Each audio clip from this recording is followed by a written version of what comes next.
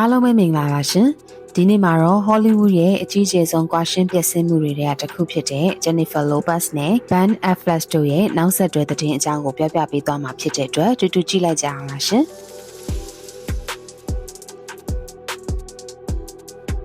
ဂျီလိုဟာသူမနဲ့ Ben Affleck တို့အတူတူနေခဲ့တဲ့ Beverly Hills ကနေအိမ်ကြီးကိုအယောင်ဈေးကွက်ထဲပြန်တင်လိုက်ပြီလို့သိရပါတယ်။ဒါပေမဲ့ဒီသတင်းရဲ့နောက်ွယ်မှာခေါင်းစဉ်တွေထပ်ပို့ပြီးတော့စိတ်ဝင်စားဖို့ကောင်းတဲ့အကြောင်းအရာတွေရှိနေပါတယ်။ဒီအိမ်ကြီးကိုဒေါ်လာ350နီးပါးနဲ့ဈေးကွက်ထဲပြန်တင်ထားတာဖြစ်ပြီးတော့လပေါင်းများစွာကြာအောင်ရောင်းမထွက်ခဲ့တဲ့အိမ်တစ်လုံးလည်းဖြစ်ပါတယ်။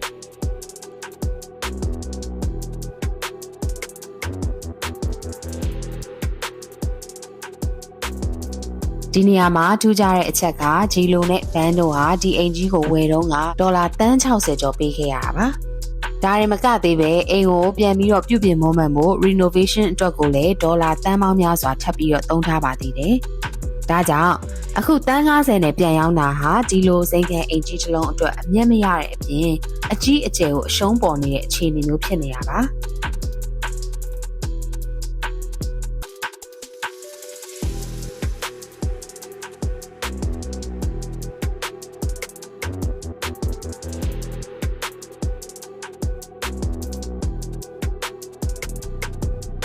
နောက်ထပ်ထွက်ပေါ်လာတဲ့သတင်းတွေအရဘန်ကဒီအိမ်ကြီးမှာပါဝင်တဲ့သူ့ရဲ့ဝေစု share တွေအားလုံးကိုဂျေလိုစီကိုတရားဝင်လွှဲပြောင်းပေးလိုက်ပြီလို့သိရပါတယ်။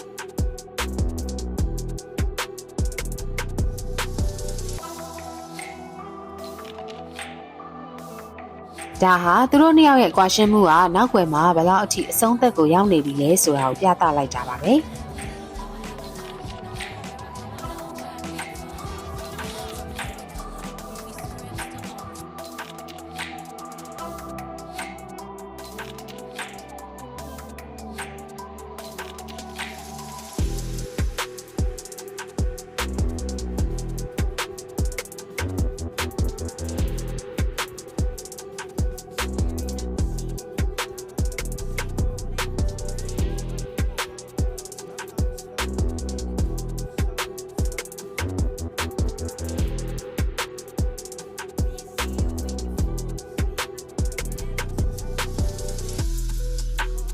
ပရိသတ်တွေကတော့ဒီအိမ်ကြီးကသူတို့ရဲ့ပျက်စီးသွားတဲ့အိမ်တောင်ကြီးနဲ့အရန်ကိုပတ်သက်နေရကြဝယ်သူတွေအနေနဲ့တောင်ဝယ်ယူဖို့ကိုတွန့်ဆုတ်နေကြမလားဆိုပြီးတော့မေးခွန်းထုတ်နေကြပါတယ်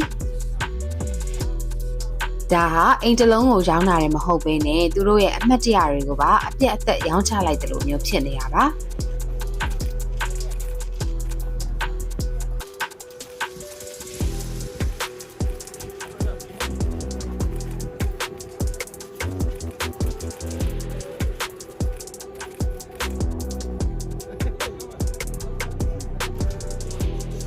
အခုကြည့်ရှုနေကြတဲ့သူတွေရဲ့လက်ထဲမှာဒီငွေပမာဏသာရှိနေဆိုလို့ရှိရင်တန်း60တန်တဲ့အိမ်ကိုတန်း50နဲ့ရမယ်ဆိုပြီးဝယ်ကြမလားဆိုတာ comment မှာရေးသားပေးကြပါအောင်နော်